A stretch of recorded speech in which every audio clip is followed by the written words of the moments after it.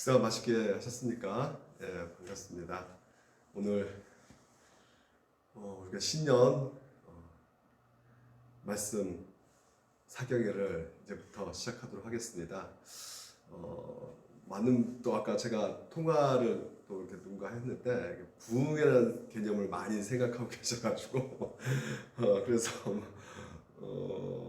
여러분 우리 원래부터가 이 신년 성경 그 말씀 사경회 같은 경우는요 성경을 한마디로 파는 겁니다. 그래서 성경을 통해서 그 계속 풀어가면서 거기서 하나님 주신 그 말씀을 붙잡는 거예요. 그러니까 그렇기 때문에 뭐 여러분이 지금까지 생각한 어떤 부흥의 개념을 좀 이렇게 좀 벗어나셔야 될 것 같아요. 일단은 먼저. 그래서 오늘 우리 가운데 말씀을 전해주실 분이 아주 성경을 풍성하게 연구하시고 집중해 연구하신 우리 선교사님이세요. 전에 우리가 작년이죠. 요한계시록 강해를 이걸 통해서 우리가 전반적으로 이렇게 알게 되었고 그 은혜를 우리가 누렸습니다. 그래서 이번에 신년 대 성경 말씀도 최영준 목사님께서 오셔가지고 호세아 강해를 이제부터 하도록 하겠습니다.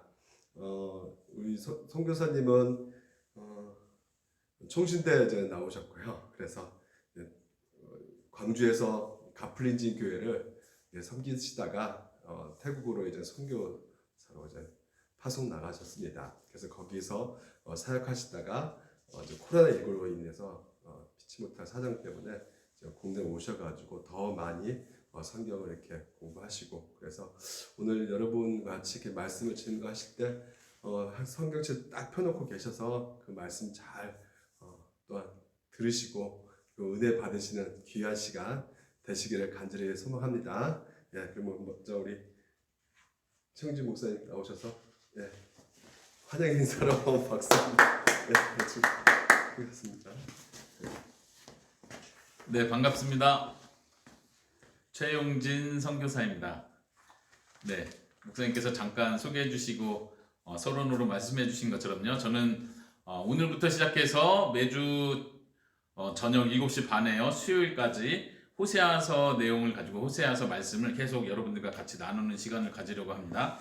목사님 말씀해 주신 것처럼 지금 이렇게 영상으로 보고 계신 모든 분들은 이 말씀을 같이 나누기 위해서 성경책 꼭 가지고 계셔야 됩니다. 여러분들 저하고 같이 성경을 읽어가면서 한 절 한 절의 뜻을 살펴보고 그 전체 흐름을 파악하려고 하는 거니까요. 할 수 있으신 대로 자기 성경책을 준비해 주시고 또 할 수 있는 대로 색깔 볼펜이나 형광펜을 준비해 주시면 더 좋을 것 같습니다.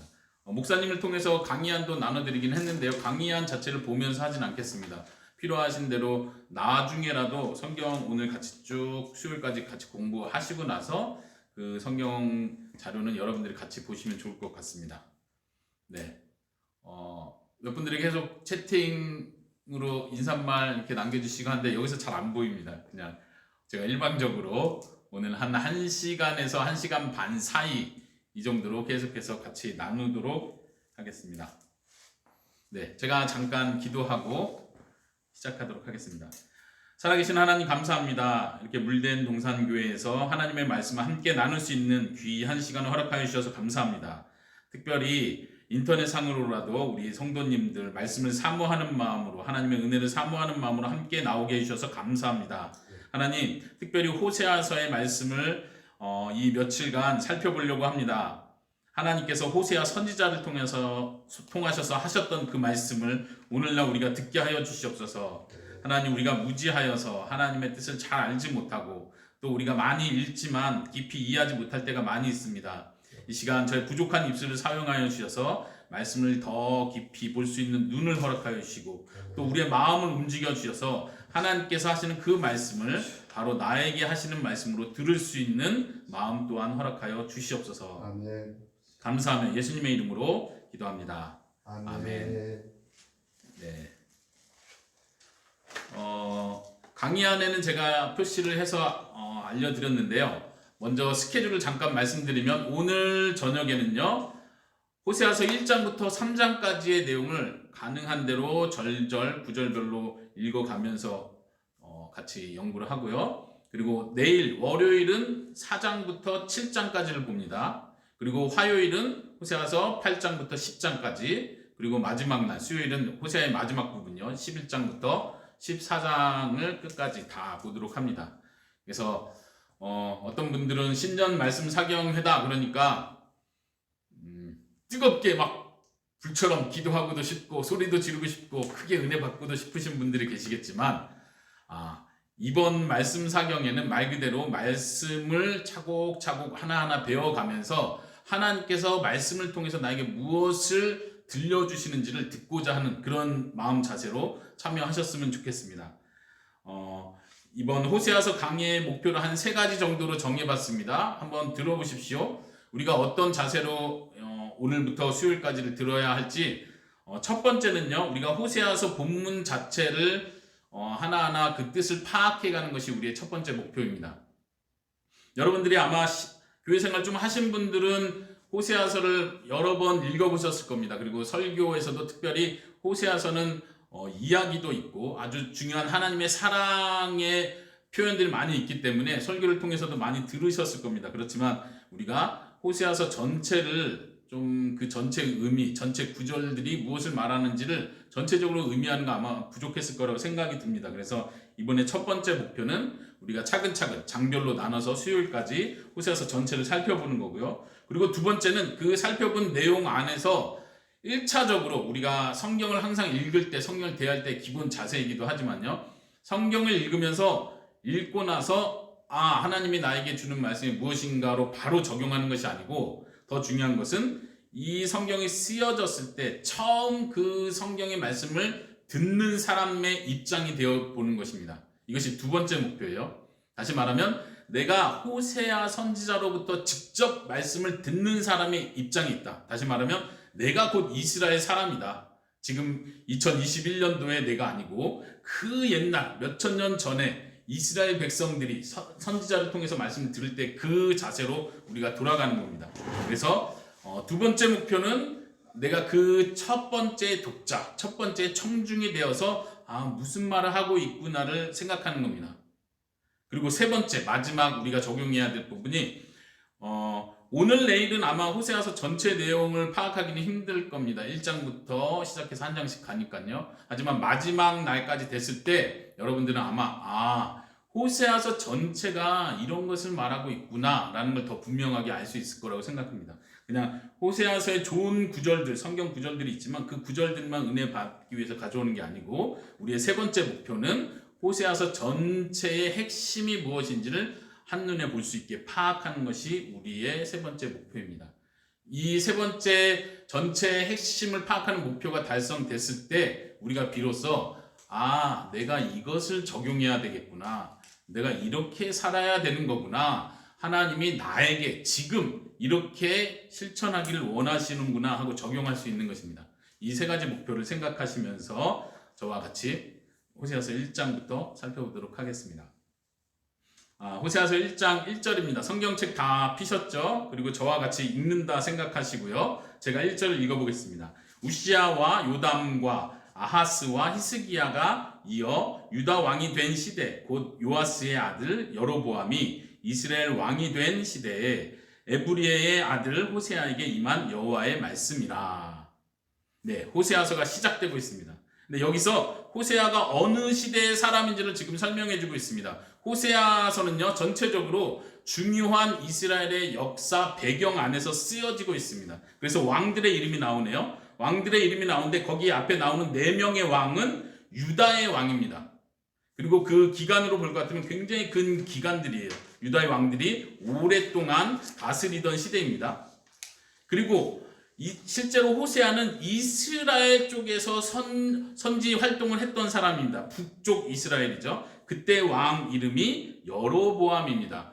혹시 여러분들 자료를 가지고 계신지 모르겠는데요. 제가 일부러 여러분들에게 도움이 되게 하기 위해서 자료 맨 마지막 페이지에 이스라엘 왕들에 대한 그 순서를 표로 이렇게 만들어 놓은 게 있습니다. 지금 없더라도요, 나중에 이제 오늘이나 시간 되실 때 그 왕들의 표를 읽어보시면 살짝 보시면 큰 도움이 될 거라고 생각합니다. 북이스라엘의 여로보암 때에 호세아 선지자가 활동하기 시작했습니다. 이 여로보암은 하나님 앞에 아주 악한 왕이었죠. 북쪽 이스라엘은 계속해서 악한 왕들이 계속 있었습니다. 그리고 그때에 있었던 남쪽, 북쪽 말고요, 남쪽 유다의 왕은 아사랴 왕, 요담, 그리고 아하스 히스기야까지 언급하는데, 히스기야, 유다 왕의 마지막 히스기야 왕 때의 북쪽의 왕은 누구였느냐? 북쪽의 왕은 호세아라는 왕입니다. 지금 호세아 선지자하고 이름이 똑같죠? 호세아라는 왕은 북쪽의 마지막 왕입니다. 다시 말하면 호세아 선지자는 가장 악한 왕이라고도 할 수 있는 여로보암 2세 때부터 활동하기 시작해서 북쪽 나라가 멸망하는 마지막 왕이 될 때까지 그 역사 배경 안에서 이 호세아 선지자는 활동을 하고 있고 하나님의 말씀을 전하고 있는 것입니다. 이 배경을 계속 생각하면서 호세아 전체를 봐야 됩니다. 그리고 제가 중요한 때는 그 역사적 배경을 설명하도록 하겠습니다.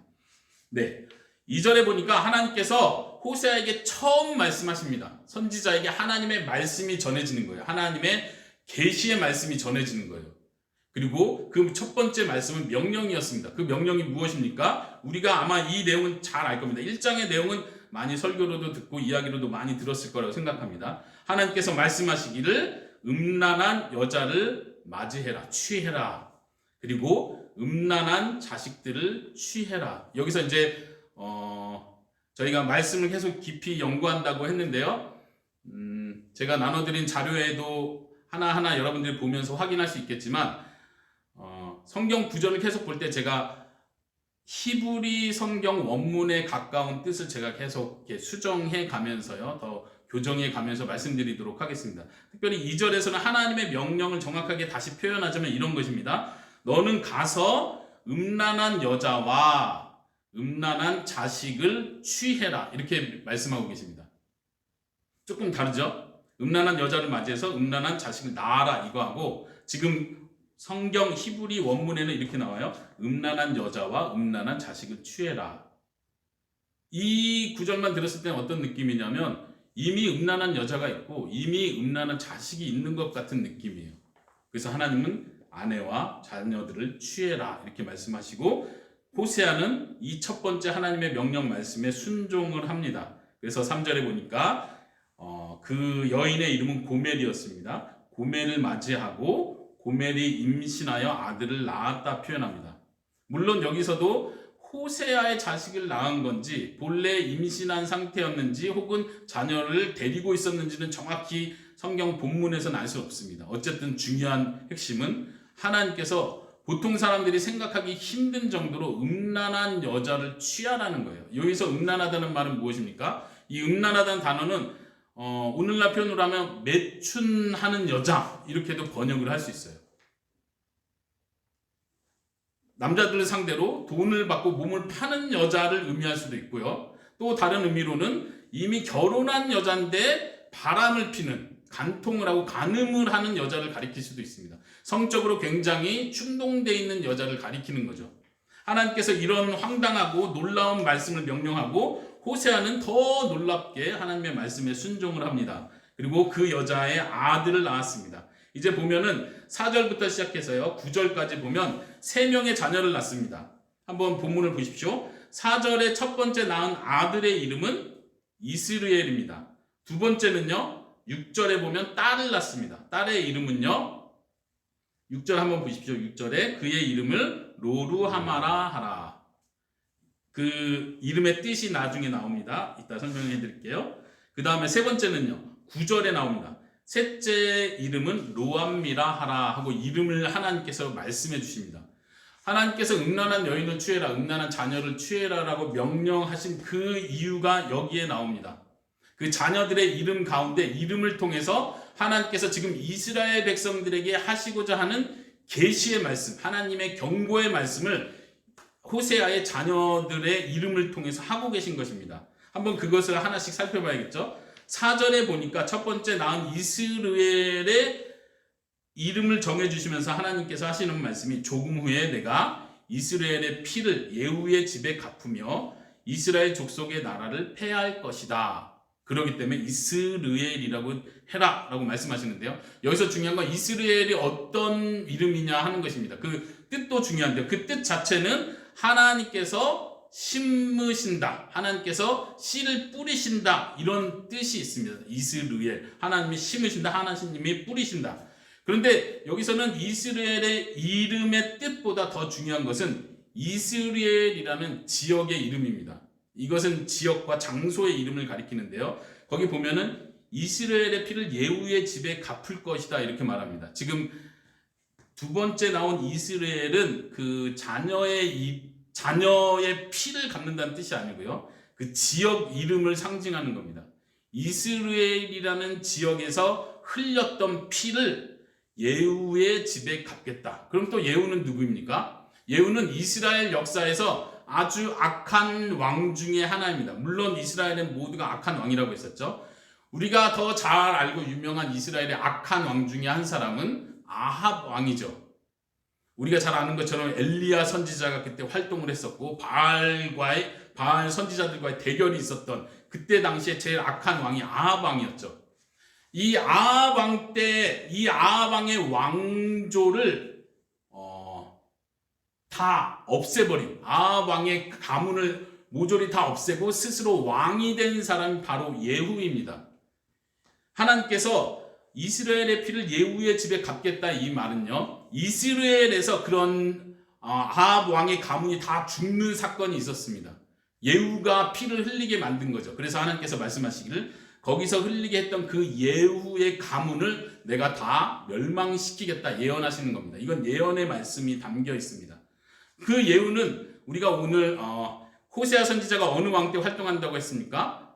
여로보암 2세 때 활동한 호세아 선지자라고 했습니다. 바로 이 여로보암 2세가 예후의 집, 다시 말하면 예후의 가문의 왕입니다. 실제로 하나님의 말씀대로 여로보암 그 다음 여로보암의 아들 스가랴 때에 말하자면 예후의 가문이 전체가 다 멸망을 하게 됩니다. 반역을 통해서 다 살해되고 그 왕조가 바뀌는 일이 일어나게 되죠. 첫 번째 예언은 실제로 하나님께서 하실 일에 대한 예언으로서 이스라엘 나라를 심판하는 그 상징으로서 이스라엘이라는 이름을 짓습니다. 이것이 첫 번째 이름이고요. 두 번째는요, 딸입니다. 딸의 이름이 보니까 로루하마라 했는데 6절입니다. 6절에 내가 다시는 이스라엘 족속을 긍휼히 여겨서 용서하지 않을 것이다. 이것은 로루하마라는 그 이름 자체의 뜻이 있습니다. 하나님께서 이스라엘 족속을 긍휼히 여기지 않으시겠다. 용서하지 않으시겠다는 의미로 딸의 이름을 그렇게 지으라고 말씀하십니다. 7절에 보니까 하나님께서 그 예언을 하시면서 지금 북쪽 이스라엘에 대한 경고를 했었죠. 근데 7절은 남쪽 유다에 대한 이야기를 합니다. 그런데 하나님께서 남쪽 유다는 긍휼히 여길 것이다. 어떻게 보면 북이스라엘은 하나님이 용서하지 않고 버리겠다는 말씀하신다면, 그렇지만 내가 남쪽 유다는 사랑할 것이고 긍휼히 여길 것이고 은혜를 베풀어 주실 것이다. 구원하겠다. 이렇게까지 말씀하십니다. 어떻게 보면 하나님께서 질투를 일으키시는 것 같습니다. 하나님의 이 말씀은 이스라엘 족속이 더 분발하기를 원하시는 겁니다. 하나님 앞에 돌아오기를 원하시는 겁니다. 그리고 나서요, 8절에 보니까 고멜이, 그 호세아의 여자죠, 아내죠. 고멜이 로루하마를 젖댄 후에 또 임신하여 아들을 낳았습니다. 셋째 아들을 낳았습니다. 이 셋째는요, 그 이름이 무엇입니까? 로암미입니다. 8절에 삽입구절에 둘째가 젖댄 후에 임신했다 하는 걸 보니까 이건 분명히 시간이 꽤 지난 것을 우리에게 보여주고 있습니다. 어느 정도 시간이 지났을까요? 아이가 젖댈 수 있는 나이는 몇 살입니까? 아이들을 키워보신 분들은 잘 알죠. 몇 살 정도에 젖을 때죠? 네, 이스라엘 배경으로 말할 것 같으면 한 4년에서 5년 정도는 젖을 먹이는 겁니다. 그리고 지금 젖댄 후에 임신해서 아들을 낳았으니까 길게 보면 한 6년 정도의 시간이 지났다고 보는 거예요. 생각해 보십시오. 하나님께서 호세아의 인생을 통해서, 호세아의 삶을 통해서, 결혼 생활을 통해서, 자녀를 낳고 기르는 그 역사를 통해서 하나님은 계속해서 호세아 가정을 통해서 이스라엘에게 말씀하고 계십니다.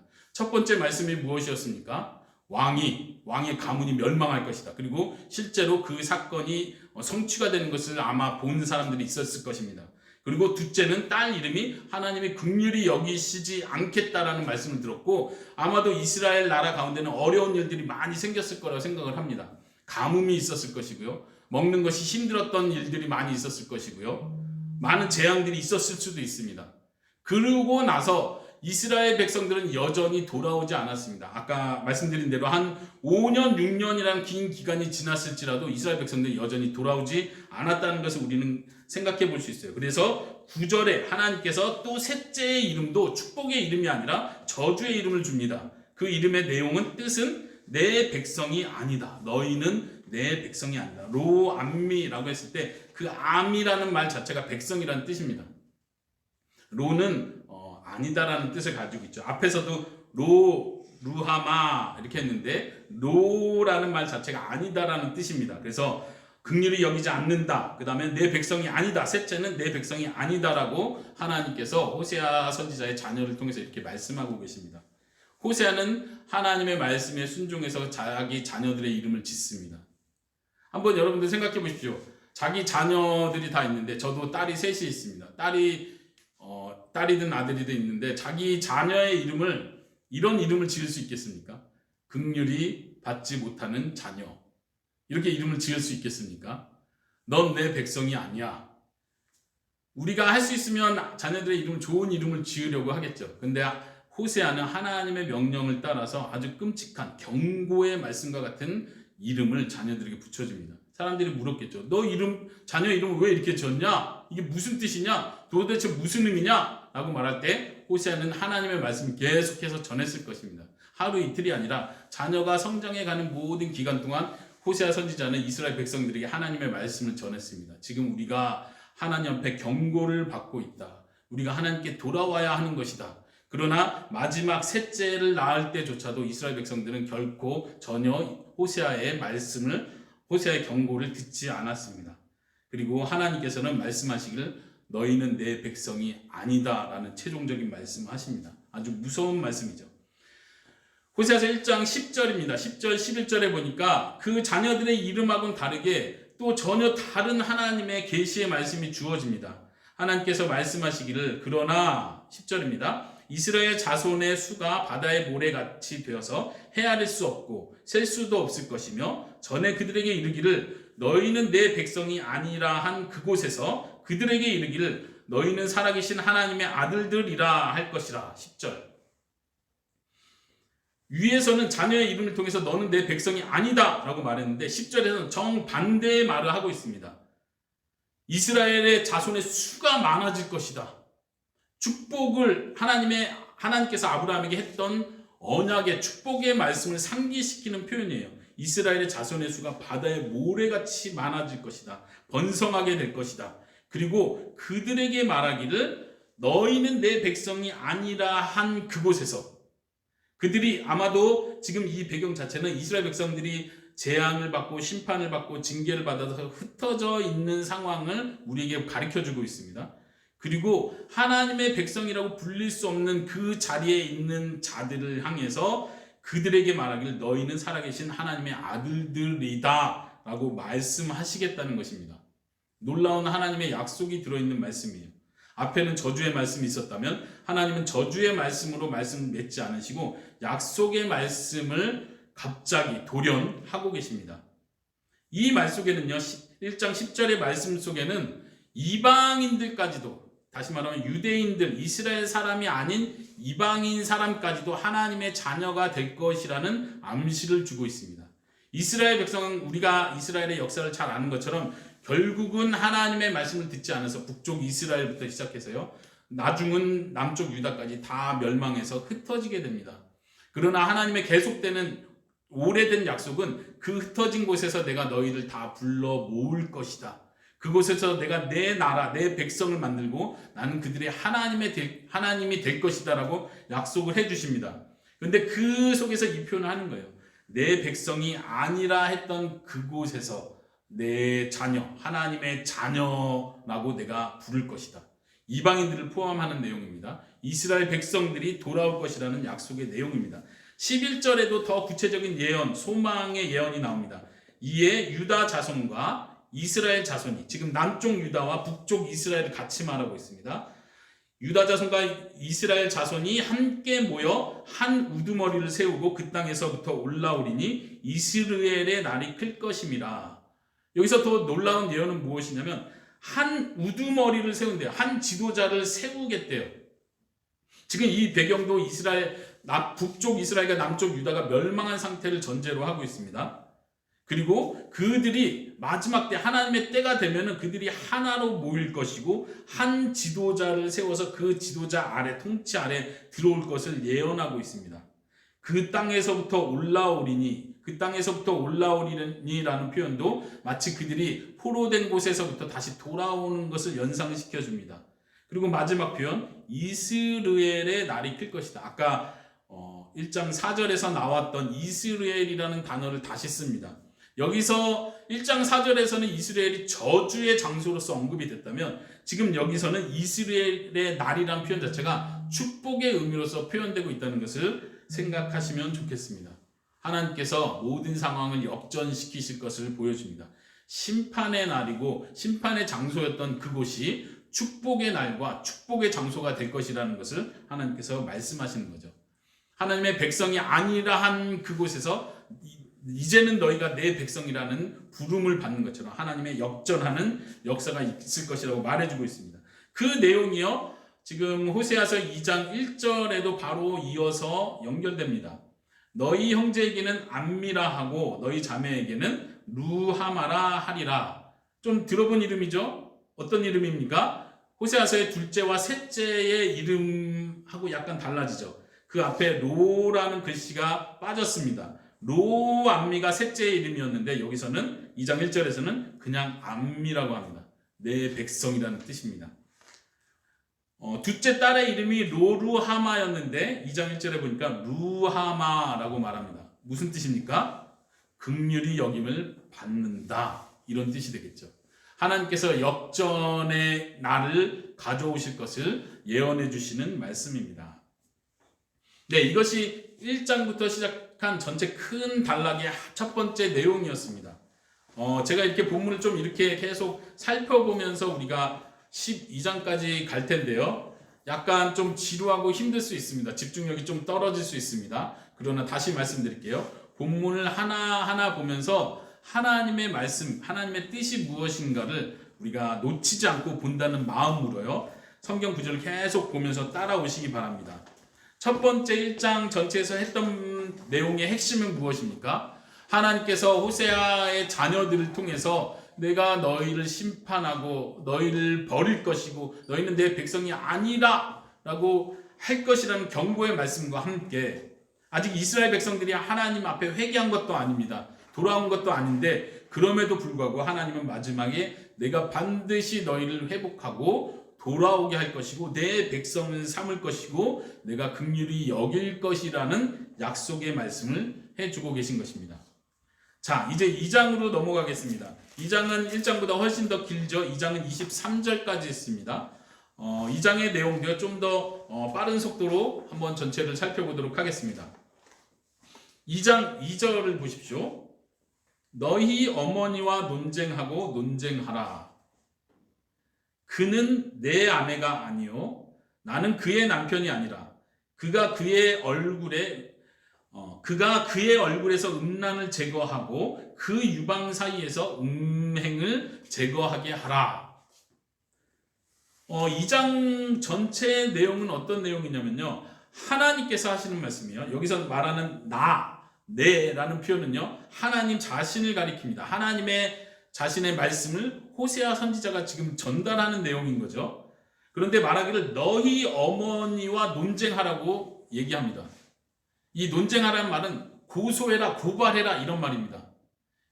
지금 어머니는 어떤 사람으로 표현됩니까? 음란한 어머니, 음란한 여자로 표현이 되고 있습니다. 그러니까 이 음란한 여자, 다시 말하면 남편을 버리고 간음을 행한 이 여자를 고소하라는 내용이 2장 전체의 내용입니다.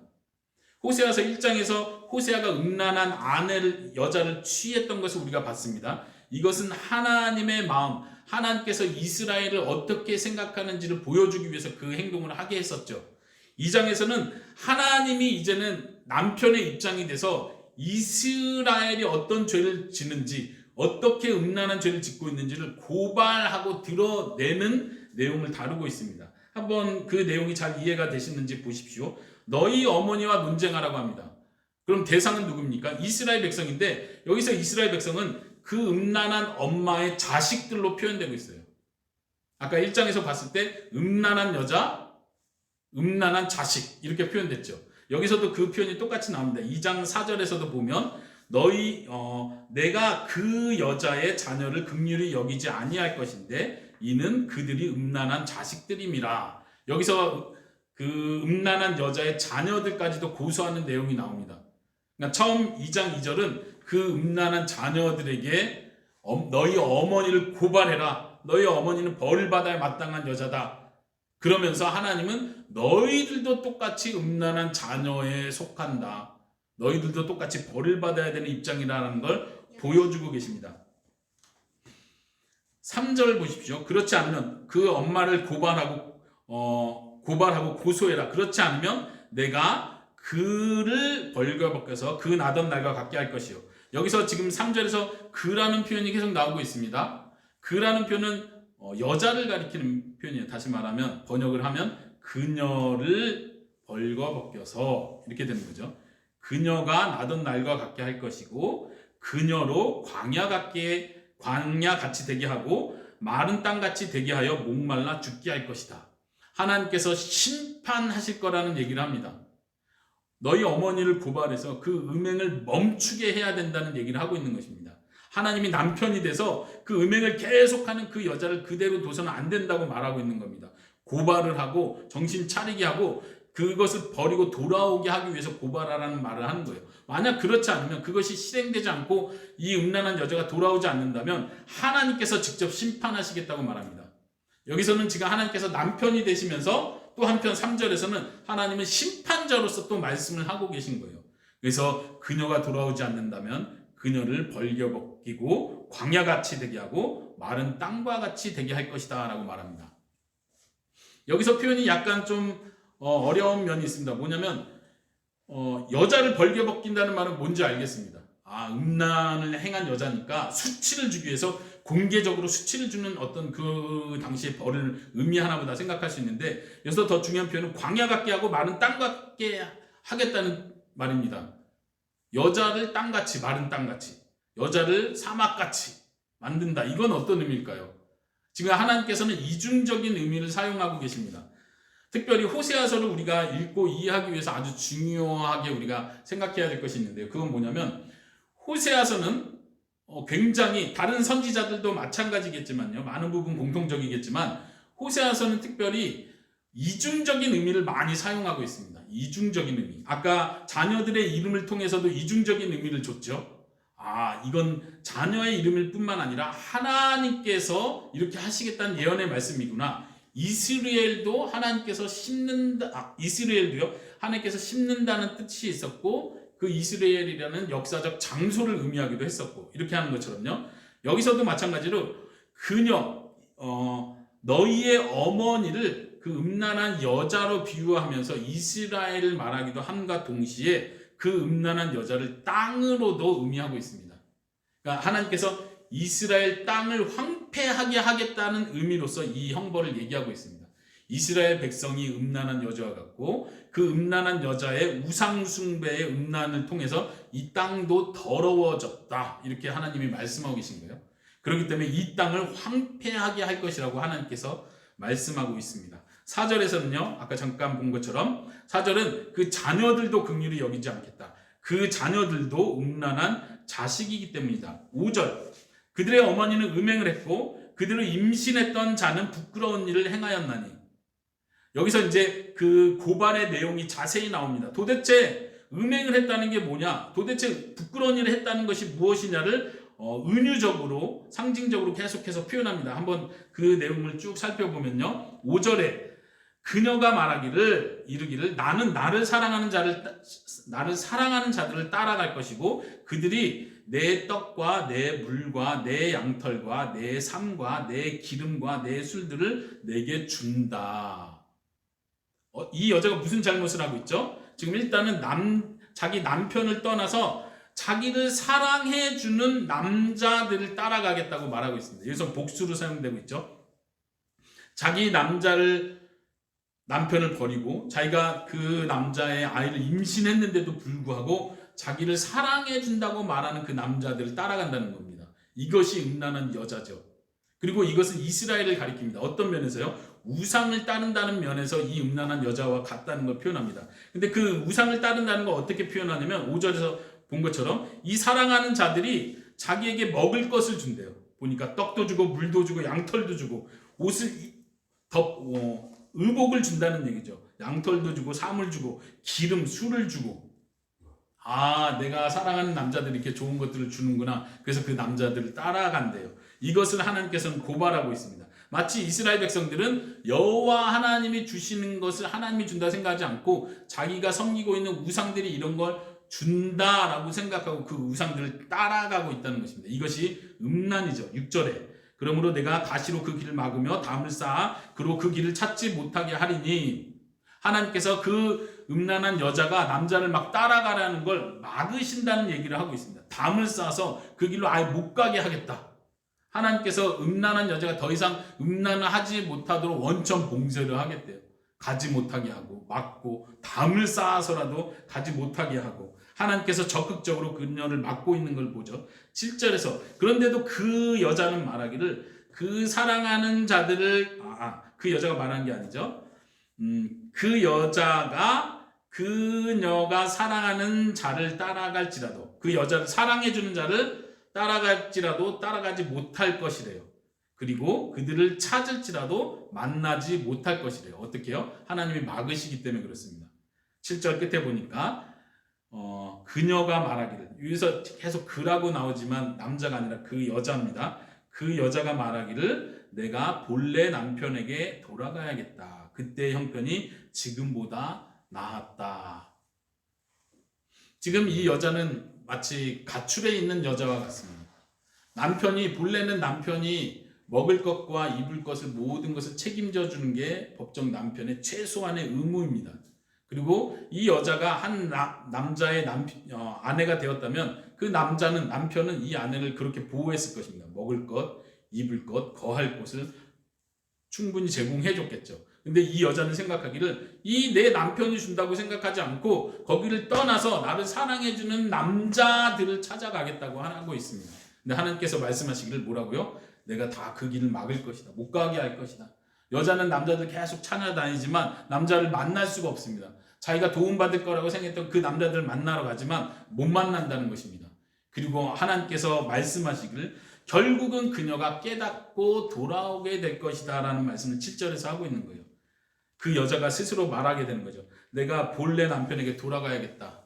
지금 너무 그 다른 남자들 찾아다니면서 모든 것을 탕진해 버렸습니다. 자기가 가지고 있는 거 먹을 것까지 다 탕진해 버린 상태를 보여주고 있네요. 그래서 지금 형편 내가 너무 먹고 힘든데 차라리 본래 남편한테 있을 때가 나았다라고 깨달을 때까지 하나님 그렇게 하시겠다는 겁니다.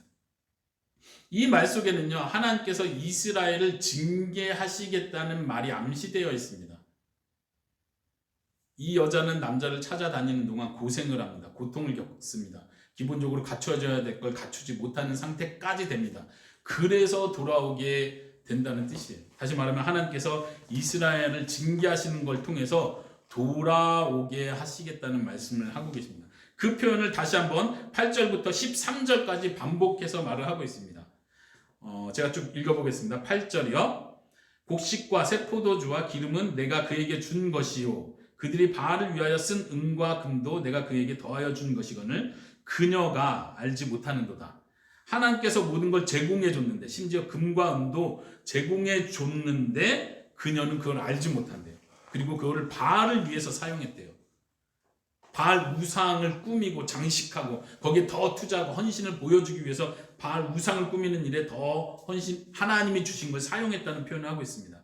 우상 숭배에 대한 지적이라는 걸 분명히 알 수 있겠죠. 9절에 그러므로 내가 내 곡식을 그것이 익을 계절에도 도로 찾으며 내가 내 포도주를 그것이 맛들 시기에 도로 찾으며 또 그들의 벌거벗은 몸을 가를 내 양털과 내 삶을 빼앗으리니 여기서 그런 표현을 하고 있죠. 하나님이 줬던 것인데 그녀가 그걸 하나님이 줬는지도 모르고 남편 대신 하나님이 줬는지도 모르고 도리어 자기에게 뭔가를 준다고 생각한 다른 남자들을 찾아다니니까 하나님이 그걸 다 제거하시겠답니다. 이것이 징계를 말합니다. 하나님이 주시는 벌입니다. 그것을 다 걷어올 것이다.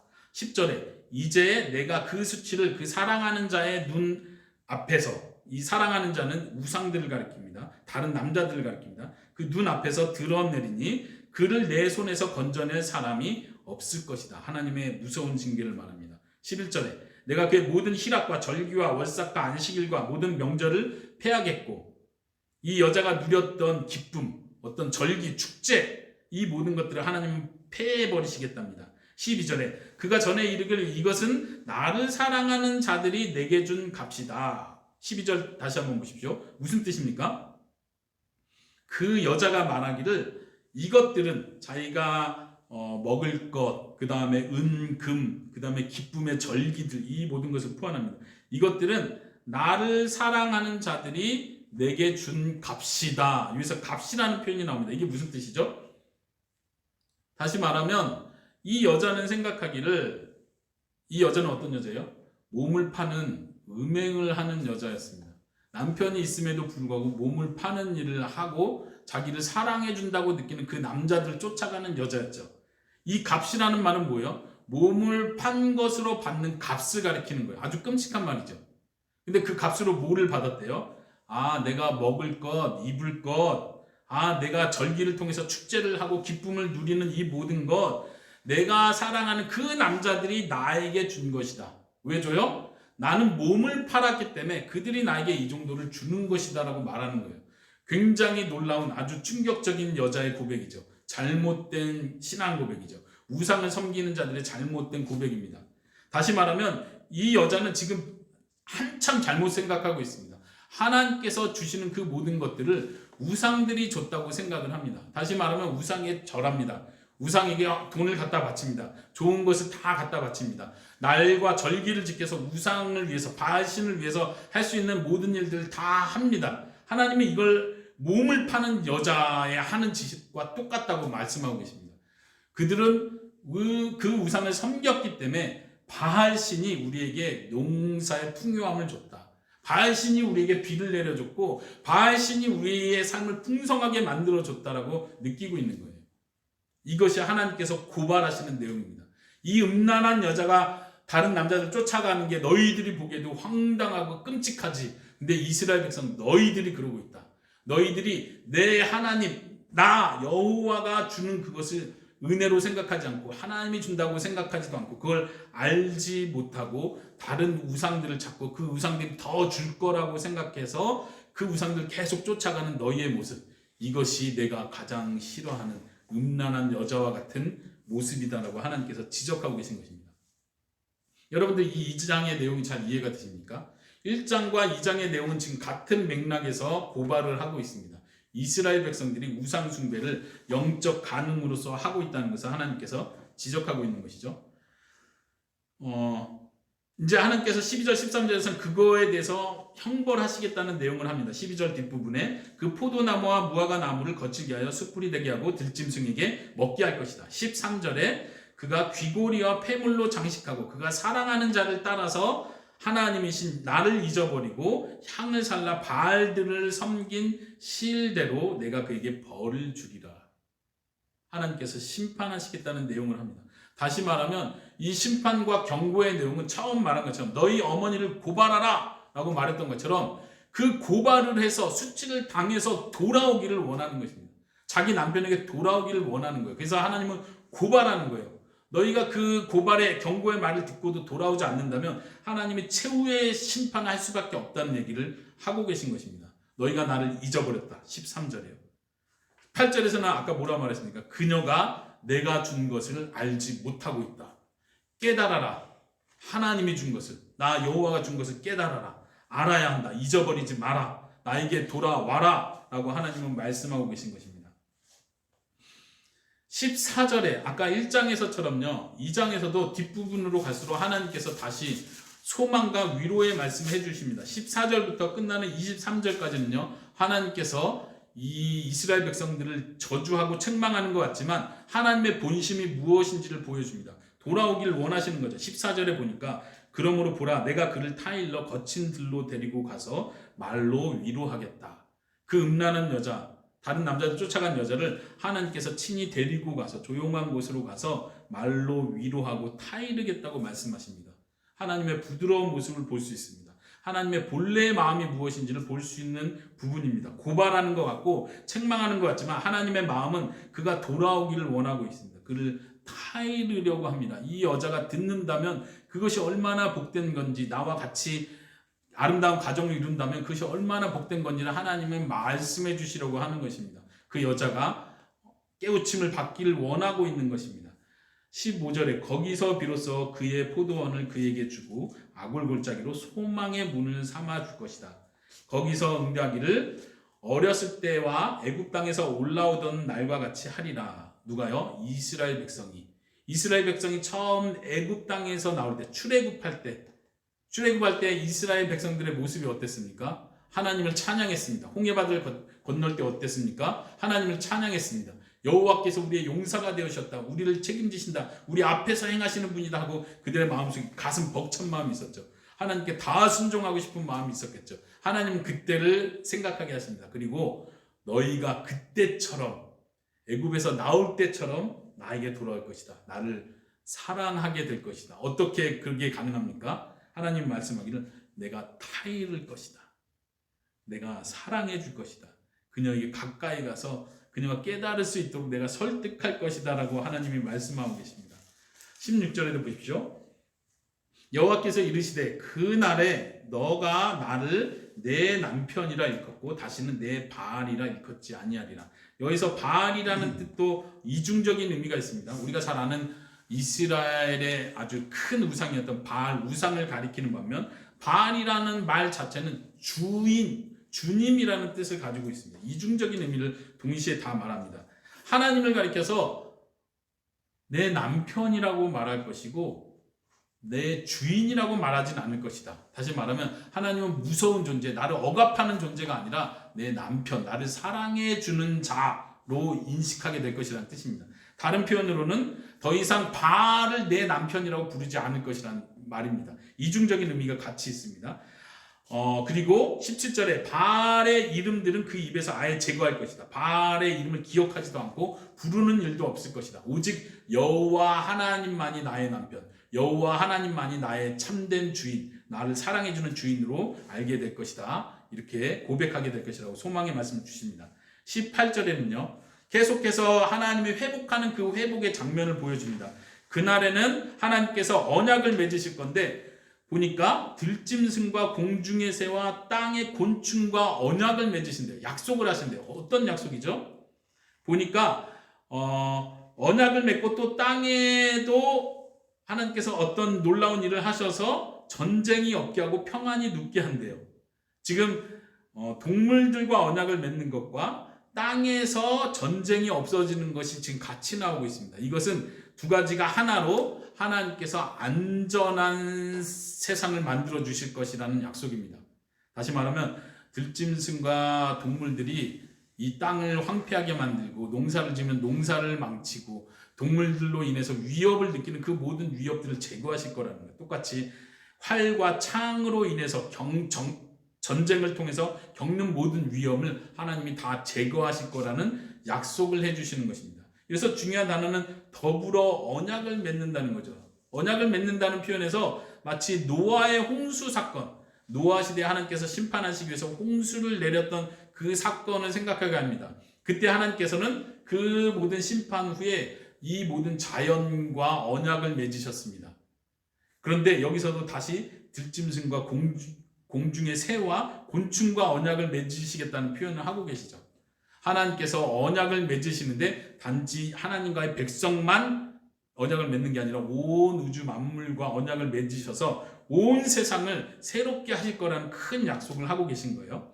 19절, 오늘 우리가 첫 번째 날에서 가장 중요하게 살펴봐야 될 말씀 중에 한 중요한 구절입니다. 19절과 23절이 그런데요. 먼저 19절을 보면요. 하나님께서 이스라엘 백성들, 음란한 여자라고 표현된 이스라엘 백성들에게 말합니다. 제가 한글로 읽어보겠습니다. 내가 내게 장가들어 영원히 살되 공의와 정의와 은총과 긍휼히 여김으로 내게 장가들 것이며 20절에 진실함으로 내게 장가들리니 내가 여호와를 알리라. 아멘. 여기서 장가든다는 표현이 지금 3번이 나와 있습니다. 이 지금 장가든다 이 히브리어 단어가 중요한데요. 제가 더 원문에 가깝게 번역을 한다면 이렇게 표현하는 것이 맞습니다. 내가 너와 약혼을 하겠다.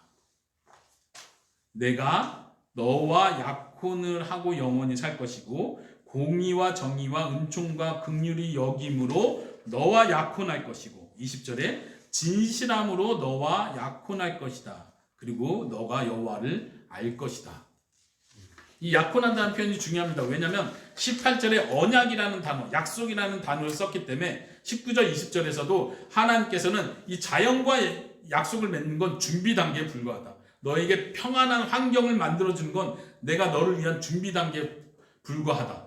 마치 하나님께서 세상을 처음 창조하실 때 에덴 동산, 이 세상을 다 만드시고 에덴 동산까지 다 아름답게 꾸며 놓으시고 아담과 하와를 마지막에 만들어 주셨던 것처럼 지금 18절에선 자연을 준비시키는 겁니다. 자연이 사람 살기 가장 좋은 상태로 약속을 맺어 놓으시고 이번에는 19절 20절에선 이제는 사람과 약속을 맺으시겠다는 얘기를 합니다. 근데 그 약속이 뭐예요? 내가 너의 남편이 되겠다는 약속입니다. 내가 너의 남편, 약혼자로서 남편이 되겠다는 약속. 그 당시 이스라엘 배경에서 이 약혼이라는 개념을 이해하는 게 아주 중요한데요. 그 당시에 오늘날과는 조금 다른 것 같아요. 오늘날은 약혼하면 결혼식을 올리겠다는 약속이죠. 예, 약속이라는 의미에서는 똑같은데 이스라엘에선 약혼을 하는 순간 법적인 부부로 인정이 됩니다.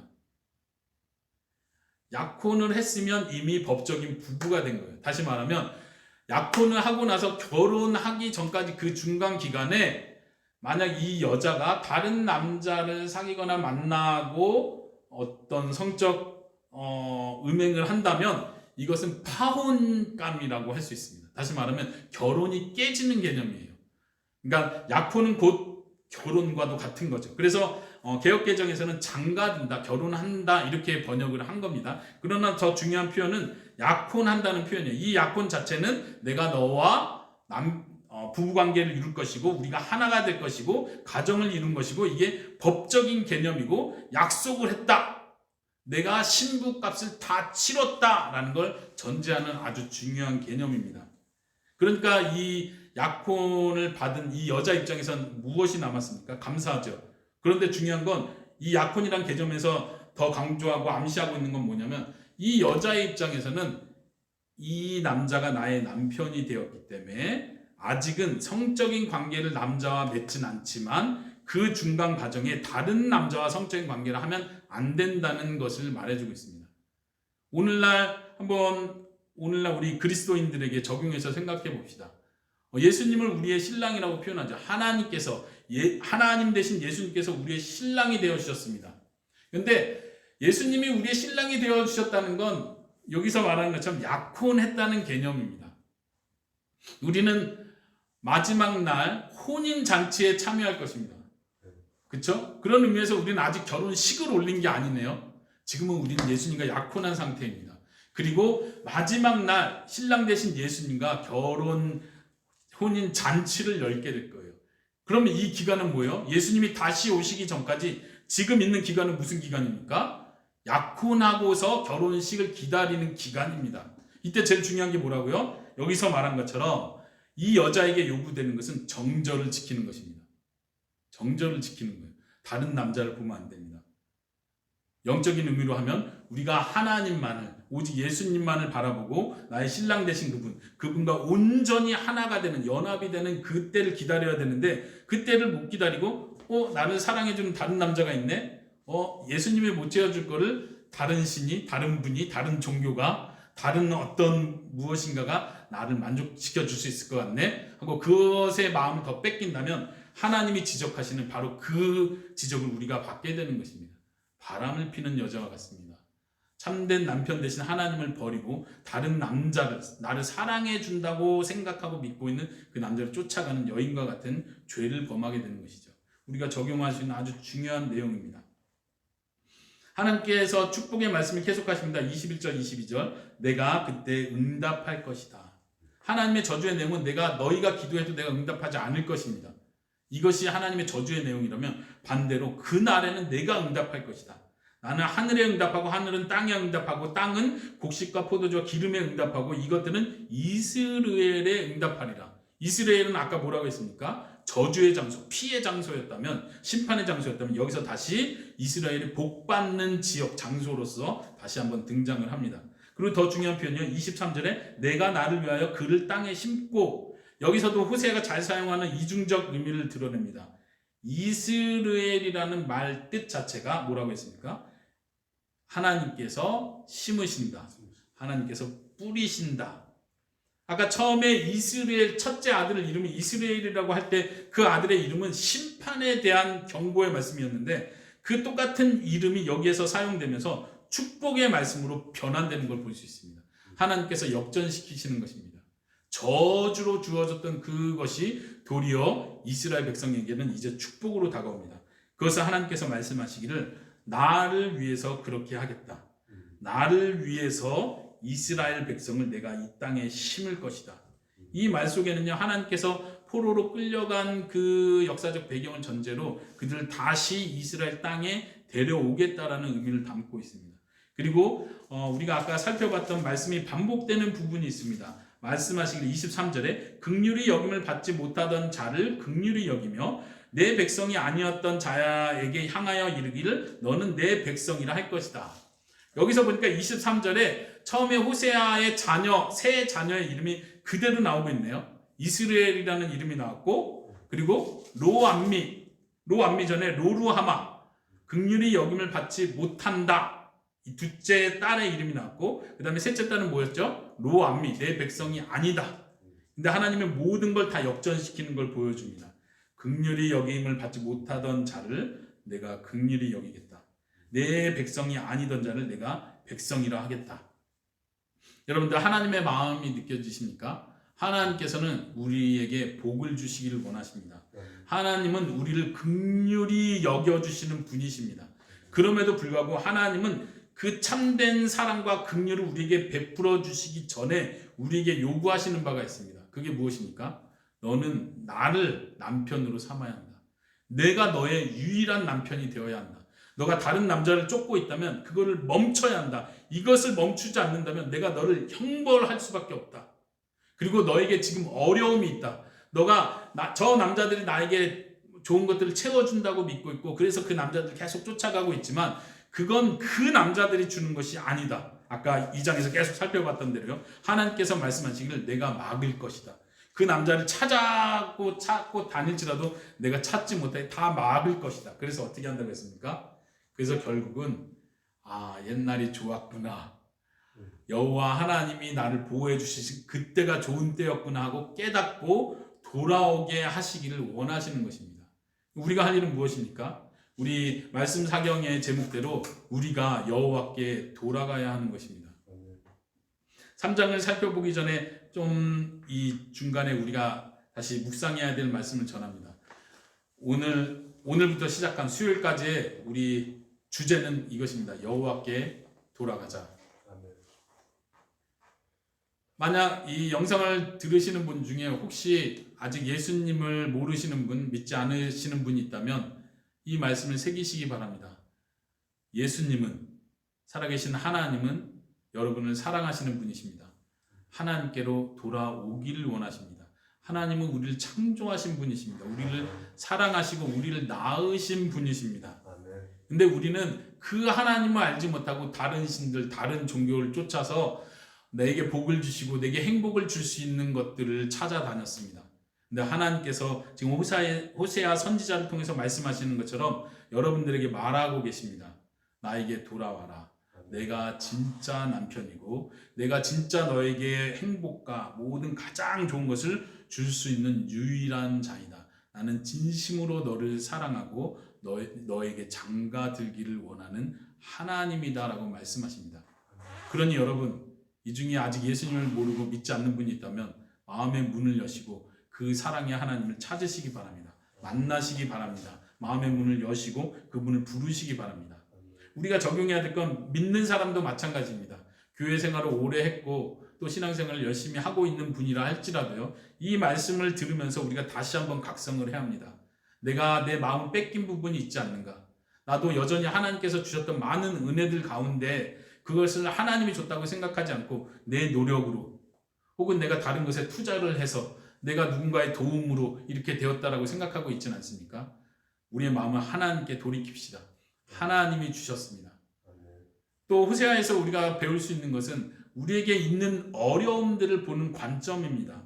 하나님께서는 그 음란한 여자가 돌아오게 하기 위해서 어려움들을 주십니다. 징계를 주십니다. 주셨던 것을 빼앗으신다고 표현을 합니다. 그래서 돌아오기를 원하시는 것입니다.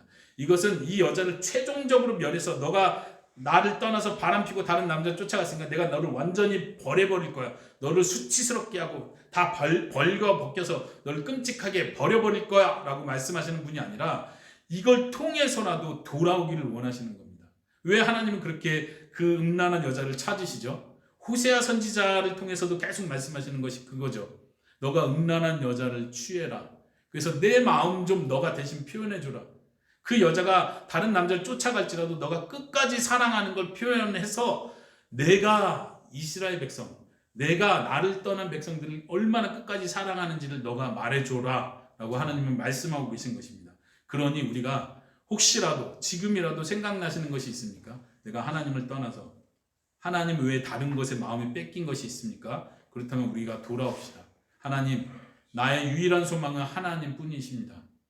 내게 필요한 모든 것을 공급해 주실 수 있는 분은 오직 하나님 뿐이십니다. 하나님만이 나의 남편이 되십니다. 진정한 남편, 최고의 남편, 완벽한 남편이 되어주십니다. 나를 보호하시고 책임지시고 나를 가장 사랑하시는 나의 남편이십니다. 라고 고백할 수 있기를 바랍니다. 이제 3장을 볼 텐데요. 3장은 1절부터 5절까지네요. 아주 짧습니다. 그런데 이 짧은 스토리에 아주 또 충격적이고 놀라운 내용이 있습니다. 오늘 3장까지 보는데요. 하나님께서 호세아 선지자에게 다시 한번 명령을 하십니다. 어떤 행동을 하라고 명령하십니다. 보니까 3장 1절에 보니까 이스라엘 자손이 다른 신을 섬기고 건포도 과자를 즐길지라도 여호와가 그들을 사랑하나니 너는 또 가서 타인의 사랑을 받은 음녀가 된 그 여자를 사랑하라. 지금 상황이 어떻게 돌아갔는지 호세아와 그 음란한 여자의 관계가 지금 어떤 상황인지는 모르지만 하나님께서 두 번째 명령을 하십니다. 타인의 사랑을 받아서 음녀가 된 그 여자를 사랑하라. 여기서 음녀라는 표현은요, 아까 1장에서 나온 음란한 여자하고 좀 다른 단어를 쓰고 있습니다. 여기서는 좀 더 매춘부를 표현하는 그 표현이 좀 더 강하게 들어있는 표현입니다. 어쩌면 그 고멜이라는 첫 번째 호세아의 아내가 똑같이 음란한 행동을 해서 매춘부와 같이 되었었다는 이야기를 하고 있는지도 모릅니다. 그런데 이 본문 자체에서는 우리가 정확히 어떤 상황인지는 알 수 없습니다. 호세아서 주석을 쓴 어떤 학자는요 이렇게 표현합니다. 여기 3장에 나온 여자는 1장에 나온 고멜과는 다른 사람이다. 만약 고멜이었다면 하나님께서 고멜을 다시 데려와라, 사랑해라 이렇게 말했을 텐데 그런 표현이 없고 개역개정에는 한글 성경에는 1절에 보면 그 여자를 사랑해라 하고 마치 고멜을 지칭하는 것처럼 번역을 해놨지만 원문 히브리 성경에는 그라는 단어가 나오지 않습니다. 다시 말하면 음녀가 된 여자를 사랑해라 라고 표현을 하고 있다는 얘기예요. 어쨌든 중요한 건 이 여자가 그 여잔지 처음에 맞아야 했다가 자녀 셋을 낳던 그 여잔지 혹은 또 다른 여자, 또 다른 음란한 여자를 취해서 하나님의 교훈을 가져오라고 하는 건지 우리는 성경 자체를 통해서는 확실히 알 수 없습니다. 그럼에도 불구하고 여기서 하나님께서 하시는 명령은 분명합니다. 내가 이스라엘을 사랑하는 것처럼 너가 음란한 여자를 취함으로써 내 사랑을 보여줘야 한다 라고 하나님이 명령하시는 것입니다. 어쨌든 호세아 선지자는 또 여기서도 명령에 순종하는 자로 나타납니다. 3장 1절에 보면 조금 약간 생소한 표현이 있는데요. 이스라엘 자손이 다른 신을 섬기고 우상 숭배죠. 건포도 과자를 즐긴다. 이건 또 무슨 뜻이죠? 과자를 즐기는 건 안 되나요? 지금 건포도 과자라는 표현은 여기도 똑같이 우상 숭배를 표현하기 위한 표현입니다. 특별히 성경에 보면요. 하늘의 성신들, 하늘의 별, 달들을 섬기는 자들이 하는 제사법 중에 하나가 이런 빵, 과자를 만들어서 바치는 거예요. 그래서 이런 일들은 주로 여자들이 했습니다. 그렇기 때문에 하나님께서는 지금 남자, 여자를 다 포함한 이스라엘 백성들 강조하기 위해서 이렇게 표현하고 있습니다. 건포도 과자를 만들어서 1월 성신을 숭배하는 자들, 그들을 하나님께서는 여전히 사랑하신다. 그러니까 너가 그런 음란한 여자를 취해서 그 사랑을 보여줘라. 그 여자를 사랑해라 라고 명령하십니다.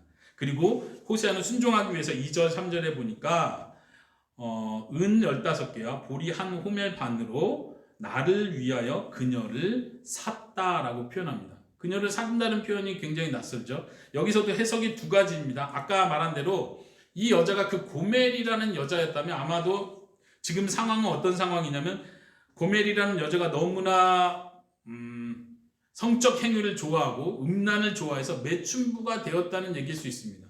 어쩌면 호세아가 제공하는 음식과 이런 모든 환경이 마음에 들지 않아서 돈에 대한 탐욕 때문에 어떤 성적인 욕심이 너무나 커서 스스로 매춘부에 갔을 수도 있겠고 상황이 힘들어져서 팔려나간 몸이 됐을 수도 있겠죠. 근데 하나님께서는 그 여자를 다시 데려와라 하고 호세아가 돈을 준비해서 말하자면 그 매춘한 곳의 포주, 그 매춘을 담당하고 있는 주인에게 돈을 주고 그 여자를 마치 노예를 사오듯이 사왔다는 의미일 수 있습니다. 그렇죠?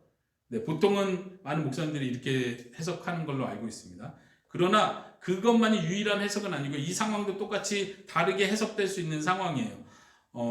제가 참고한 아주 중요한 주석의 그 주석가는요. 아까 고멜과 다를 수 있다라고 말했던 그 주석가는 이 구절도 해석하기를 어떻게 해석하냐면 이것은 매춘부 여자를 데려왔다는 뜻이 아니고 매춘부 몸을 팔고 있는 여자를 다시 돈 주고 되사왔다는 뜻이 아니고 거기서 사다라는 표현도 되사다라는 표현이 아니에요. 구속하다라는 단어로 번역될 수 있는 되사다라는 표현이 아니라 말 그대로 물건을 사다는 뜻입니다. 여기서 그 주석가는 말하기를 이 여자를 위해서 신부의 값을 주고 사온 것이다 이렇게 이해를 합니다. 물론 그렇게도 해석될 수 있다는 걸 여러분들이 아셔야 됩니다. 우리가 성경 좀 많이 보시고 들으셨던 분은 한 가지 스토리로만 해석하는 걸 들으셨을 거라고 생각하는데 이것은 그렇게도 해석될 수 있고 지금 제가 말씀드린 대로 신부의 값을 주고 그 신부를 사왔다라고도 표현할 수 있는 구절이라는 거 생각하시면 좋겠어요. 그 다음 3절에 보시면요. 좀 더 3절, 4절에 대한 해석이 더 중요한데 호세아 선지자가 하나님의 두 번째 명령을 듣고 여자를 사왔을 때 하나님께서 하시고자 했던 메시지가 있습니다. 그 메시지가 중요하죠. 첫 번째 1장에서도 그 음란한 여자와 자녀들을 택하는 걸 통해서 주는 메시지가 있었습니다. 자녀의 이름을 통해서 준 메시지들이 있었죠. 여기서도 호세아가 하나님의 명령을 따라서 상징 행위, 이 여자를 데려오는 걸 통해서 주려는 메시지가 있어요. 그 메시지가 뭔지를 설명하는 게 3절부터 5절까지 내용입니다. 이게 약간 어렵기 때문에 자세히 다뤄야 하는데요. 호세아가 그 여자에게 말합니다. 너는 많은 날 동안 나와 함께 지내고 음행하지 말며 다른 남자를 따르지 말라. 나도 내게 그리하리라. 어떻게 보면 표면적으로는 되게 이해하기 쉬운 내용입니다. 어떤 내용이죠? 그 여자를 데려오고 나서 왜 바람을 폈어? 이제 바람 피지 마, 음행하지 마. 다른 남자를 따라서 가지 마. 나도 바람 피지 않을 거니까 나도 너한테 그렇게 할 거니까 그 말인 것 같아요. 표면적으로 또 그게 가장 평이한 해석이기도 하고요. 그런데 이걸 고민하게 만드는 표현이 뭐냐면요. 3절에 보면 많은 날 동안 이 표현이에요. 만약 이 표현만 없었으면 그냥 첫 번째 제가 해석한 대로 우리가 상식적으로 이해하는 그대로 해석하면 문제가 없습니다. 예를 들면 너는 이제부터 많은 날 동안이라고 안 하고 이제부터 나와 함께 지내고 음행하지 말고 다른 남자를 따르지 마. 나도 그렇게 할 거야. 이렇게 하면 이해가 되는데 여기서 많은 날 동안 이걸 강조하고 있어요. 왜냐하면 4절에 이제 하나님의 그 메시지를 해석할 때 많은 날 동안이라는 단어를 똑같이 사용하거든요. 그래서 이게 뭘 의미하는지 먼저 4절, 5절을 먼저 봐야 됩니다. 4절에 보니까 이스라엘 자손들이 많은 날 동안 왕도 없이 지내고 지도자 없이 제사도 없이 주상도 없이 에봇도 없이 드라빔도 없이 지내다가 지금 이거를 병행시키고 있습니다. 많은 날 동안. 지금 4절에서 많은 날 동안은 고통받는 때를 가리킵니다. 힘든 상황이라는 걸 보여줘. 왕도 없고 지도자도 없고 제사도 없고 주상도 없고 에봇도 없고, 다시 말하면 여호와 하나님께 제사 드리는 그 제사든 우상을 섬겨서 도움을 받으려고 뭔가 간절히 찾아야 되는 그런 상황에서 우상이든 주상이든 드라빔이든 미신적인 거든 이런 게 아무것도 없는 상태. 어떻게 보면은 고난의 때라고도 할 수 있겠지만 하나님께서 근신하게 만드는 때입니다. 근신하게 만드는 때를 많은 날 동안이라고 표현했습니다. 그리고 나서 5절에 와서 그 때가 지나면 그 후에 이스라엘 자손이 돌아와서 그들의 하나님 여호와와 그들의 왕 다윗을 찾고 마지막 날에 여호와를 경외하고 여호와와 그의 은총으로 나아가리라. 5절은 완전히 회복의 상태를 보여줍니다. 최종적인 회복의 상태. 이스라엘이 돌아올 것이다. 그리고 그들의 하나님 여호와를 찾게 될 것이고, 그 다음에 다윗 왕을 찾을 것이다. 여러분들 이 다윗 왕이라는 표현이 굉장히 낯설는데요. 1장 11절에서 다른 표현이 병행되는 표현이 있었습니다. 그게 뭐냐면 한 우두머리를 세우고 남쪽과 북쪽 이스라엘이 하나가 돼서 한 지도자를 세울 것이라는 표현인데, 여기서는 그 지도자를 다윗 왕으로 표현합니다. 다시 말하면 통일 왕국의 하나님이 선택한 훌륭한 지도자를 표현하기 위해서 다윗 왕이라는 표현을 하고 있습니다. 구체적으로 메시아를 가리킵니다. 메시아를 통해서 하나님의 하나된 나라를 가리키기 위해서 이렇게 표현하고 있습니다. 그러니까 5절은 최종적인 하나님 나라의 완성 상태, 회복의 상태를 표현해 주는 거예요. 그런데 4절을 다시 돌아가면 많은 날 동안은 이렇게 고생을 해야 된다. 다시 말하면 지금 하나님께서는요, 이스라엘이 형벌로 인하여, 징계로 인하여 멸망을 당하게 될 것을 말합니다. 왕 없이 지내는 기간이 분명히 있을 거라고 말하고 있습니다. 이스라엘 나라는 아직 멸망 상태가 아니죠. 그러나 마지막 왕 때까지 가서 이스라엘 나라는 왕을 잃어버리게 됩니다. 그 중간에라도 계속 왕은 왕을 통해서 반역이 일어나고 또 죽고 다른 가문이 생기고 또 다른 왕이 생기고, 이 중간중간 혼란의 시기가 있었죠. 그것까지 다 포함하는 것 같습니다. 자, 그러면 다시 3절로 돌아와서 그에게 이르길 너는 많은 날 동안 나와 함께 지내고 음행하지 말라. 이건 무슨 뜻이죠? 고난의 기간입니다. 근신하는 기간입니다. 음행하지 말라는 말 자체가 근신의 기간입니다. 그러면 다른 남자를 따르지 말라. 이것도 히브리 원어를 좀 더 살펴봐야 되는데, 따르다, 따라가다 이런 동사는 나오지 않습니다. 다시 말하면 다른 남자는 아니다, 이렇게 번역을 하는 거예요. 직역을 하면. 그러면 의미가 좀 안 살기 때문에 영어 성경에서는 다른 남자에게 속하지 마라, 비동사가 나오기 때문에 다른 남자가 아니다, 다른 남자에게 속하지 마라, 이렇게도 번역을 하고요. 좀 히브리 원문에 따라서 번역하자면 다른 남자와 하나가 되지 마라, 성적인 의미를 담는다고 이해될 수 있습니다. 다시 말하면 음행하지 말라, 다른 남자와 성적인 관계를 갖지 말라, 이런 의미가 되는 거예요. 그리고 지금 호세아는 뭐라고 하니까 나도 너에게 그렇게 하리라. 이 말은 나도 너와 성적인 관계를 하지 않겠다는 의미를 담고 있습니다. 쌍방의 얘기죠. 이것이 또 이해가 되는 이유가 아까 우리가 2장 19절에서 살펴봤던 내용이요. 내가 너와 약혼하겠다라는 개념하고 다시 통합니다. 그러니까 이 약혼의 개념은 뭐예요? 정절을 지키는 기간입니다. 여자도 음행하지 않고 다른 남자와 성적 관계를 하지 말라고 말하고 있는 거고, 호세아도 나도 정말 결혼의 기간이 시작되기 전까지는 내가 성적인 거를 절제하겠다라고 약속하고 있는 내용이죠. 그렇기 때문에 사실 이 본문을 제대로 이해하려면 이 고멜, 그 1장에 나오는 고멜이라는 여자와 이 여자가 똑같은 여자인가, 이거를 고민하게 되는 거예요. 새로운 여자를 의미할 수도 있다는 걸 더 생각해 볼 수 있고요. 그럼 우리는 먼저 떠오르는 게, 아니 그럼 호세아가 2번을 결혼했단 말이야? 이거를 좀 생각하기 힘드니까 그럴 리는 없어, 고멜이야, 이렇게 해야 가장 쉬운 해석이긴 한데요. 그건 쉬운 해석이고 본문 자체는 꼭 그걸 말하지 않는다는 걸 여러분들이 기억했으면 좋겠습니다. 우리가 성경을 해석해가는 중요한 원리 중에 하나는요, 우리가 이해하기 쉬운 대로 해석하는 것이 아닙니다. 말이 되는 상식적인 방식으로 해석하는 게 아니고, 성경을 충실하게 해석한다는 것은 성경 본문이 말하는 거에 더 집중을 하는 거예요. 우리가 스토리를 만들어내는 게 아니고, 더 어떻게 보면 고멜이 3장에 나온다 했을 때 더 감동적인 스토리를 만들어낼 수는 있지만, 그렇죠? 근데 3장에서 만약 호세아가 두 번째 여자를 약혼을 했다 이렇게 하면 은혜가 갑자기 떨어지잖아요. 예. 그렇다고 해서 은혜 안 떨어지게 하려고 우리가 스토리를 만들어낼 수는 없다는 얘기예요. 성경을 해석하는 중요한 원리는 본문이 말하는 것까지만 우리가 이해를 해야 됩니다. 충분히 호세아가 다른 여자를 두 번째로 택할 수도 있다는 거 우리가 열어놓고 봐야 됩니다. 그러면 다시, 그럼 하나님이 두 여자를 결혼하는 걸 허락한 겁니까? 그럼 저도 두 여자와 결혼해도 됩니까? 이렇게 가면 안 되죠. 첫 번째 명령을 보십시오. 음란한 여자를 택하라. 그럼 우리도 음란한 여자와 결혼해도 됩니까? 그거 허락하는 내용이 아니지 않습니까? 그런 것처럼 지금 호세아는 아주 특별한 명령을 받고 특별한 고난의 선지 활동을 하고 있는 겁니다. 하나님의 말씀을 자기의 삶을 통해서 상징적인 행동으로서 표현하고 있는 고난의 기간이에요. 그렇기 때문에 두 번째 여자를 택할 수도 있다는 거 우리가 생각할 수 있습니다. 어쨌든 중요한 건 하나님의 마음을 표현하는 것입니다.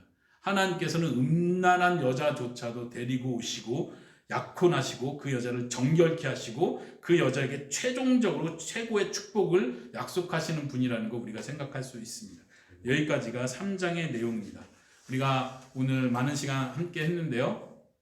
전체를 마무리하면서 다시 생각해보고 제가 마무리 기도하도록 하겠습니다.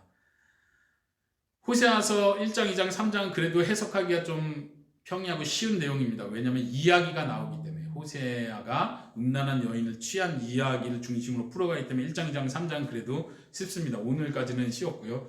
내일부터는 좀 더 역사적인 배경도 알아야 되고 구절들이 이해 안 되는 구절들이 훨씬 더 많이 나올 텐데 내일은 좀 더 속도를 내야겠죠. 그렇지만 전체 내용을 살펴보는 걸 통해서 제가 원하는 것은 여러분들이 하나님의 마음을 느끼는 것입니다.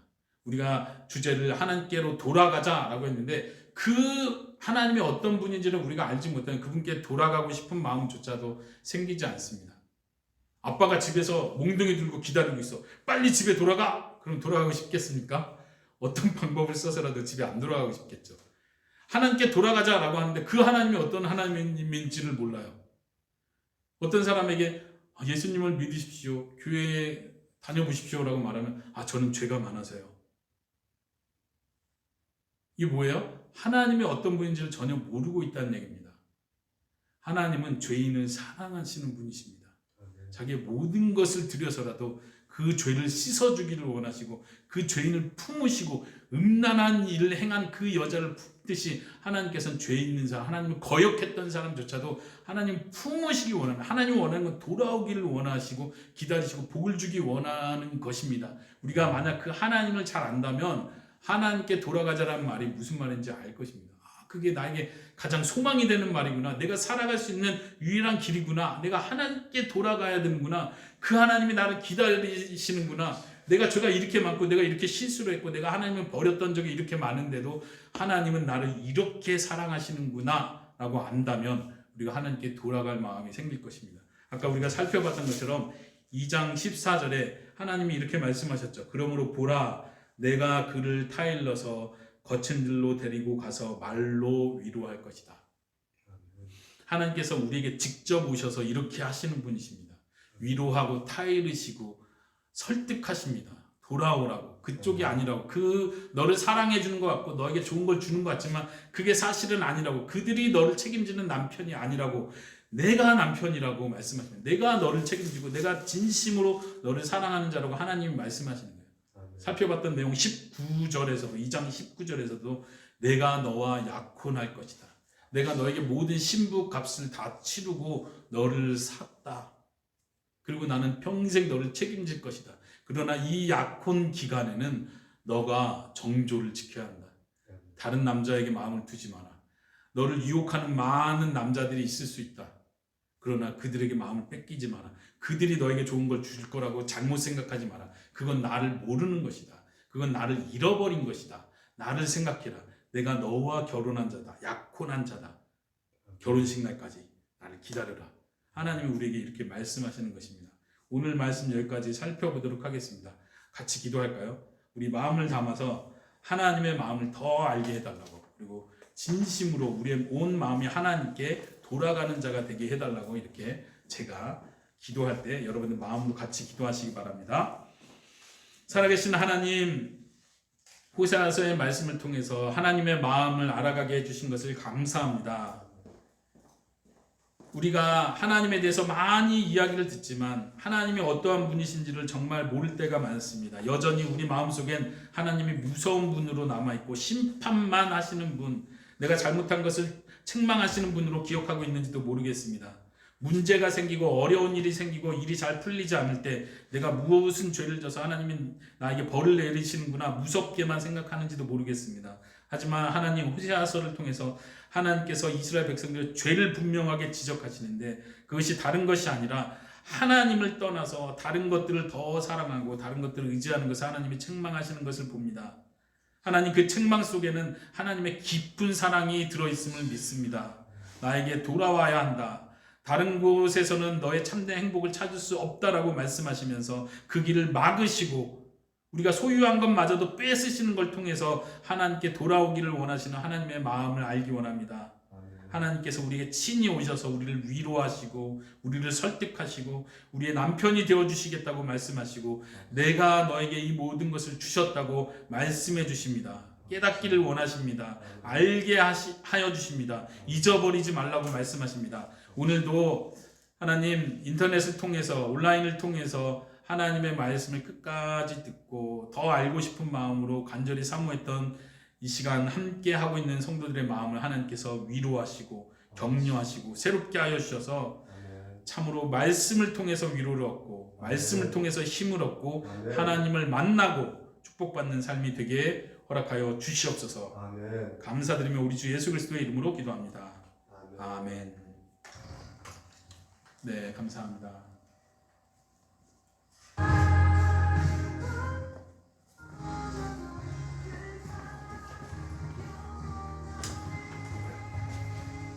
은혜 많이 받으셨습니까? 네, 오늘도 너무나 우리 가운데 하나님께서 주신 그 말씀들이 너무나 생생하게 다가오는 것 같습니다. 내일도 7시 반입니다. 3장부터 또 4장 계속 우리 최영진 목사님께서 이어가실 텐데요. 여러분 사모하시기 바랍니다. 또 기도해 주시기 바랍니다. 그리고 미리 그 나눠진 프린트물을 좀 한 번 정도 읽어보시고요. 내일도 성경책 딱 준비하셔서 그 자리에서 같이 한